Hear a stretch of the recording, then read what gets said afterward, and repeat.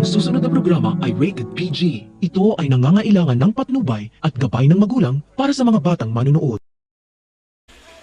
Mabilis talaga dumating ang karma kay Paulo matapos niyang lokohin si Marge at ang kapatid nitong si Edward dahil nagpatalo siya sa tukso at bumigay siya kay Thea. Sinisisi ni Paulo ang sarili niya matapos may nangyari sa kanila ni Thea kaya napaaga ang panganganak ni Marge at nasa NICU nag-aagaw buhay ang kanilang anak.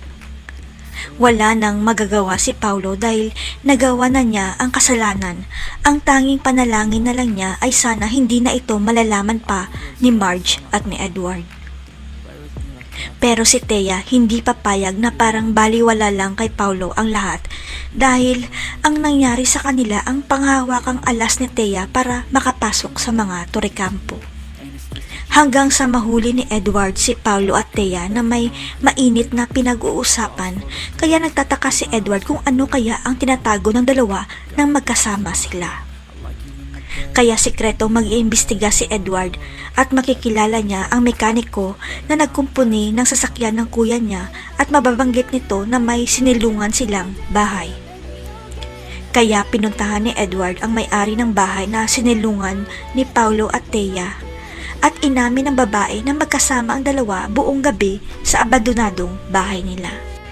Pero ang sumunod na sinabi ng babae ang gumimbal kay Edward matapos siyang magpakilala na kuya niya ang lalaki at kasintahan naman niya ang babae.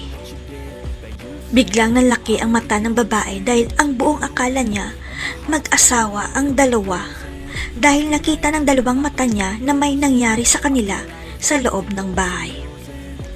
Dali-daling pinakita ng babae ang video na nirecord niya sa cellphone niya at biglang gumuho ang mundo ni Edward dahil may ebidensya ng pagtataksil ng dalawa. Magsusumbong kaya si Edward kay Marge para hiwalayan nito si Paulo.